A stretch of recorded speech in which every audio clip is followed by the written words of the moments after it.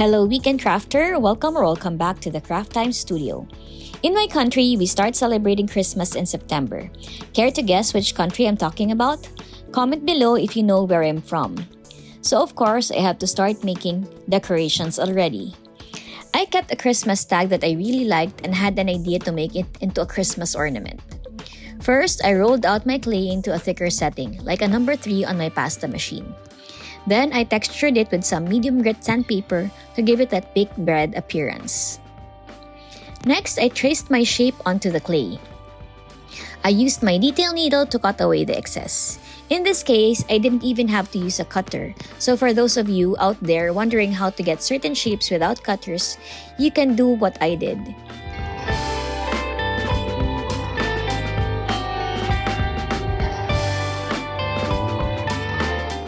Now, because I want it to look like it was baked, I come in with my chalk pastels and brush the edges with a bit of brown and a little bit of orange.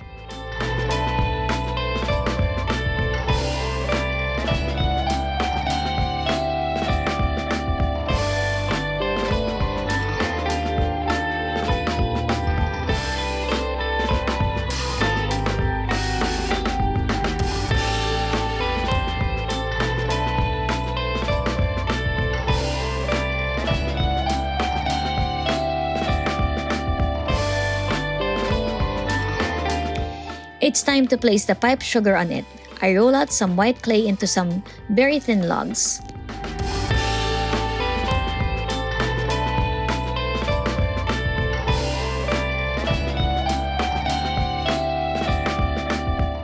Then I carefully go around the shape of the figure.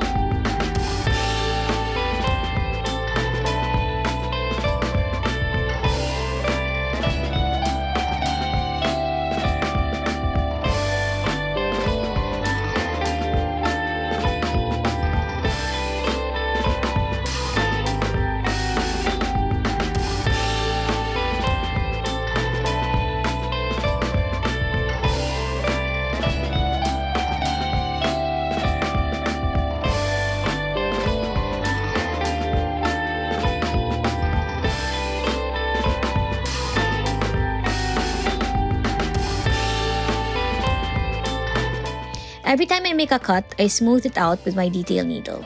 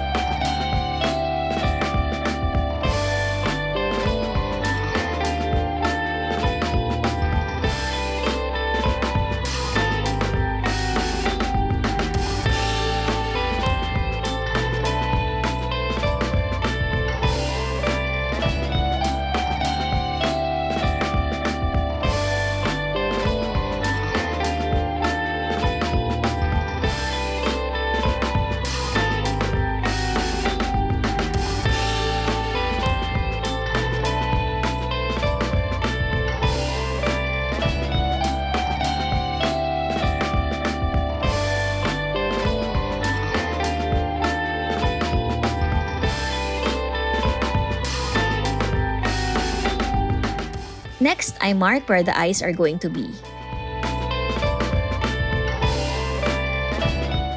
I roll out a small amount of black into a ball and place it on the markings.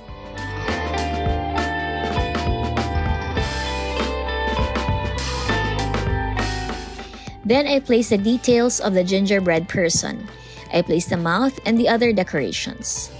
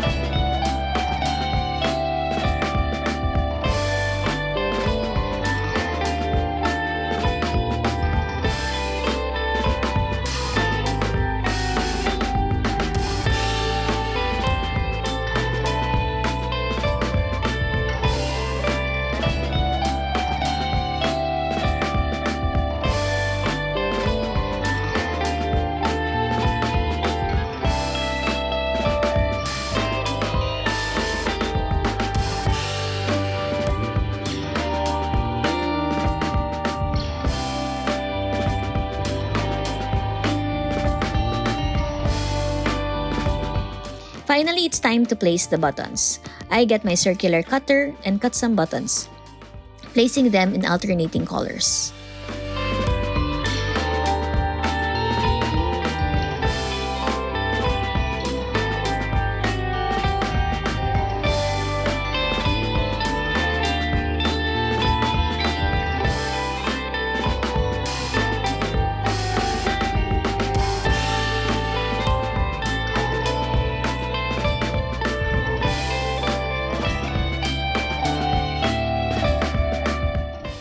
I also rolled out thin snakes to be the thread.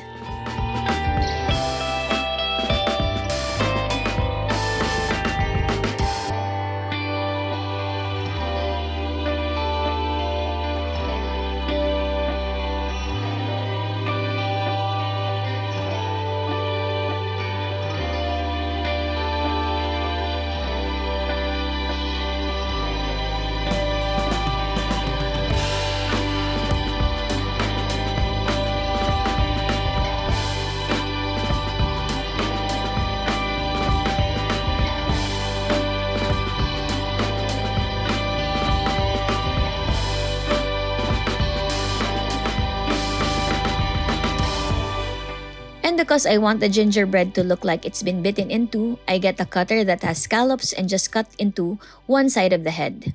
I go back in with my chalk pastels. Finally, make a hole on top of the head so that you can hang your gingerbread ornament. I made different designs, sometimes putting a bow on the gingerbread or placing additional icing. I think this will look so cute on a wreath or hanging on a Christmas tree. If you like this video, don't forget to give it a thumbs up or leave a comment if you'd like me to show you how to make a different ornament. Have a crafty weekend! Bye!